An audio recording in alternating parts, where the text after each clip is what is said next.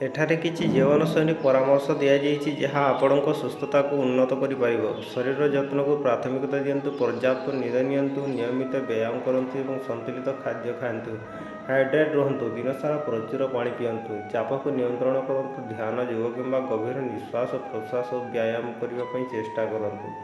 ପ୍ରକୃତି ସହିତ ସଂଯୋଗ ସ୍ଥାପନ କରନ୍ତୁ, ବାହାରେ ସମୟ ବିତାଇବେ, ଚାଲିବେ କିମ୍ବା ବଗିଚାରେ ବୁଲାବୁଲି କରନ୍ତୁ। ସମ୍ପର୍କକୁ ଦୃଢ଼ କରନ୍ତୁ, ପ୍ରିୟଜନଙ୍କ ସହ ସମ୍ପର୍କରେ ରୁହନ୍ତୁ ଏବଂ ଦୃଢ଼ ସମ୍ପର୍କ ଗଢ଼ି ତୋଳିବା ପାଇଁ ଚେଷ୍ଟା କରନ୍ତୁ। ହବି ଅନୁସରଣ କରନ୍ତୁ, ଏପରି କାର୍ଯ୍ୟକଳାପରେ ଲିପ୍ତ ରୁହନ୍ତୁ ଯାହା ଆପଣଙ୍କୁ ଆନନ୍ଦ ଏବଂ ପରିପୂର୍ଣ୍ଣତା ଆଣିଥାଏ। ଲକ୍ଷ୍ୟ ସ୍ଥିର କରନ୍ତୁ, ବ୍ୟକ୍ତିଗତ ଏବଂ ବୃତ୍ତିଗତ ଉଦ୍ଦେଶ୍ୟ ହାସଲ କରିବା ପାଇଁ କାର୍ଯ୍ୟ କରନ୍ତୁ।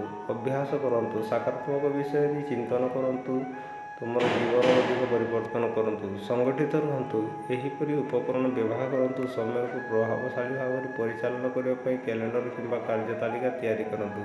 ନିରନ୍ତର ଶିଖନ୍ତୁ, ଆପଣଙ୍କ ଜ୍ଞାନ, ଦକ୍ଷତା ଓ ଜୀବନଶୈଳୀକୁ ବିସ୍ତାର କରନ୍ତୁ। ଅଧିକ ଜାଣିବା ପାଇଁ ଆମକୁ କମେଣ୍ଟ ମାଧ୍ୟମରେ ଯୋଗାଯୋଗ କରନ୍ତୁ। ଧନ୍ୟବାଦ। ଭିଡ଼ିଓଟି ଭଲ ଲାଗିଲେ ଲାଇକ୍, କମେଣ୍ଟ, ସେୟାର କରିବାକୁ ଭୁଲନ୍ତୁ ନାହିଁ। ଜୟ ଜଗନ୍ନାଥ।